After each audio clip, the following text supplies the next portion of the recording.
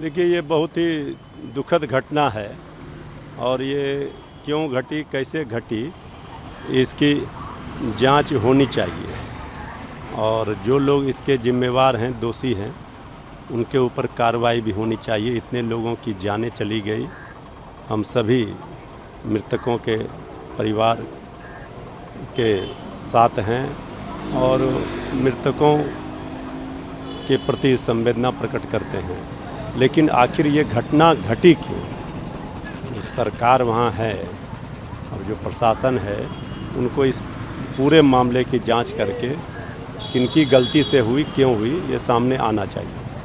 प्रधानमंत्री मोदी ने कल बिहार में कहा कि ये लोग तुष्टीकरण करते हैं और अपने वोट बैंक के लिए मुजरा भी कर सकते हैं। आदरणीय प्रधानमंत्री जी हार की डर से गड़बड़ा गए हैं और उनको अच्छी तरह पता चल गया है कि बिहार में एक 34 वर्ष का नौजवान श्री तेजस्वी यादव जी ने उनको हार का माला 5वें चरण के चुनाव के बाद ही पहना दिया है।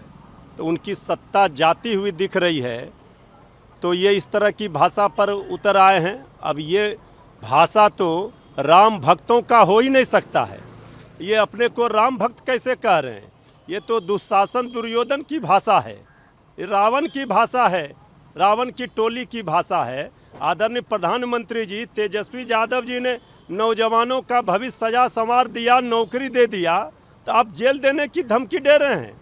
ये बिहार है और इस बिहार को आप अभी अच्छी तरह से नहीं समझ रहे हैं, नहीं जान रहे हैं, तो आप जान लीजिए ये लोकतंत्र की जननी है और इसको दूसरा राज्य समझने का भूल नहीं कीजिएगा, नहीं तो फिर आग में हाथ मत दीजिए।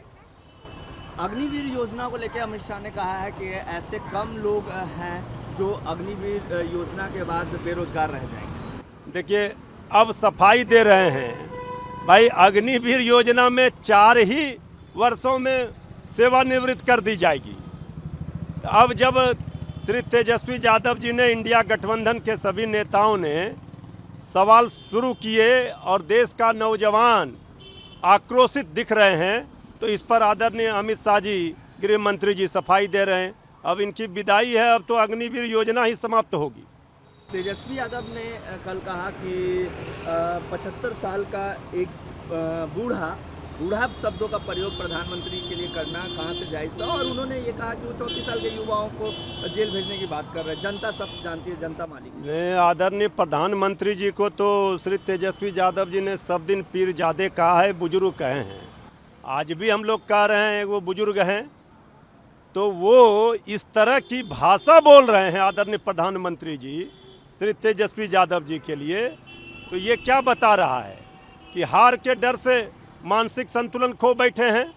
आखिर हार का डर इतना कि इस तरह की भाषा पर अब उतर आए हैं कि जेल भेज देंगे। ये लोकतंत्र है और लोकतंत्र को कोई बपौती समझ रहा है, तो जनता तैयार बैठी है।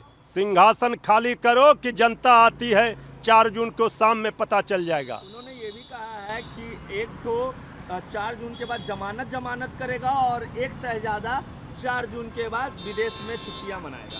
4 जून के बाद ये क्या करेंगे आदरणीय प्रधानमंत्री जी?